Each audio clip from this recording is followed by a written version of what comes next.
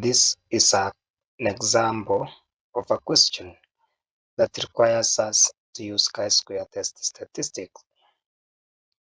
So we are asked at alpha is equal to 0.05 to determine whether students' fee balance is dependent on grade. Using that statement, we come up with the null hypothesis and the alternative hypothesis. The null hypothesis states that a student's fee balance is independent of grade. That's the null hypothesis. And the alternative hypothesis will be that students' fee balance is dependent on grade. Now, the formula that we use when calculating chi-square test statistic is this one. O is the observed frequency, E is the expected frequency. Now, we need to have the two values in place before we start calculating chi-square. Observed frequency refers to the raw data that we are given here. So we don't have to work observed frequencies. But for expected frequency, we need to take this table for observed frequency, the one we are given up here, but we include totals row-wise and totals column-wise, which will help us calculate the expected frequency here. So the totals are this and this. So if you add 65 plus 12, you'll get 77. 43 plus 44 gives 87. And you continue up to down here. And then column-wise, you have the sum here as 164. This is 138. In this box, we need what we call the grand total, which you get by adding these ones, or you add these ones. The answer is 302. Having this, then, we now use this table to calculate expected frequency. The expected frequency will still have the same totals, and these titles will be there. The only things that change are these figures here. So here is the table that we need to work. Now we need this. We need to get these figures. We need to fill these boxes afresh. How do we get these values? For us to get the value to write here, you identify the row total and the column total it coincides with. Multiply them, divide by the grand total. So we shall have 164 times 77 divided by 302. That will give us this box here. This one will be done in that similar manner. 138 times 77 divided by 302. Remember, you can also get this box by just taking the total, subtract what you have found here. So this one will be found by taking 164 times 87 divided by 302, giving us that. This other one, we have taken 87 minus what we have found here. That is the answer. Then the rest can be worked in this similar manner. So these figures we are getting here, the expected frequencies.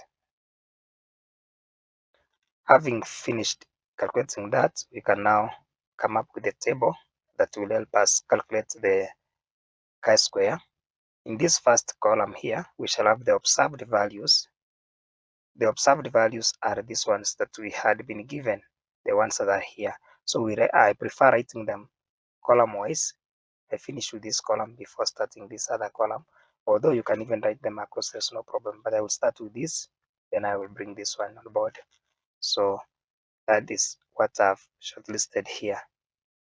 Then this second column is for expected, where you must ensure that whatever value you write in the expected column here must be from a box which coincides with this one in the observed frequency. Like this first one here, the value that we have above here is 65. So what is supposed to be written besides 65 as the observed frequency, as the expected frequency, should be 41.81. So that's the logic here. So I've written every value here to correspond to whatever value that is, in the observed. You can see the last one is that 7.47. coinciding with 61 here. So that's how we do it.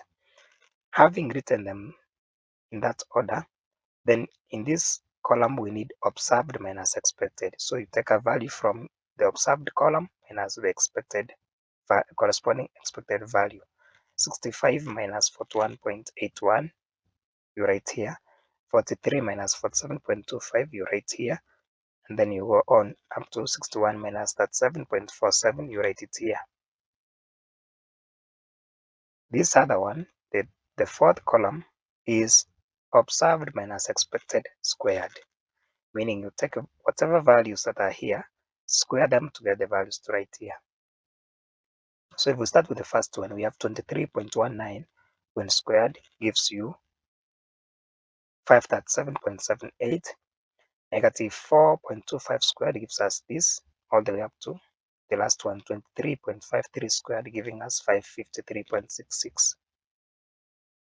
Now the last column is observed minus expected squared, which is actually this column, divided by expected, which is this column. Meaning you will pick a value from this column, divide by the corresponding value from this column. 537.78 divided by 41.81. 18.06 divided by 47.25, like that, and you'll get those values. This is the only column which we need its total, and the total is 57.71. That is what we call the chi-square value. So we can say chi-square value is 57.71, which we have picked from this total here. This is the calculated value. The next thing is to get the critical value of chi-square, the chi-square critical value, which we read from the table. Now for us to read it from the table, we need two things. We need the degrees of freedom and we need alpha. Alpha we are given is 0.05. It's here. It's in the question. It's here. Then for degrees of freedom, we need to calculate them, and that is the formula: rows minus 1 times columns minus 1. Now we go back to our table and ask ourselves, how many rows did it have? It had 1, 2, 3, 4 rows and 1, 2 columns. So we shall have 4 rows. Here we shall have 4 minus 1, and here we shall have 2 minus 1. When you do that, you will get 3 degrees of freedom. Then we now go to the table. This is an extract of the chi-square table. Remember, we are looking for the value at alpha is equal to 0.05, so it means the values are along this column. And then 3 degrees of freedom is here, so you move across, you will read the number is 7.815. that is chi-square critical. Now compare the critical value with the calculated value. You realize that the calculated value, which is 57.71, is greater than the critical value, which is 7.815. Therefore, we shall say that since the calculated value is greater than the critical value, we shall reject the null hypothesis, meaning that we shall conclude that students' fee balance is dependent on grade. Thank you.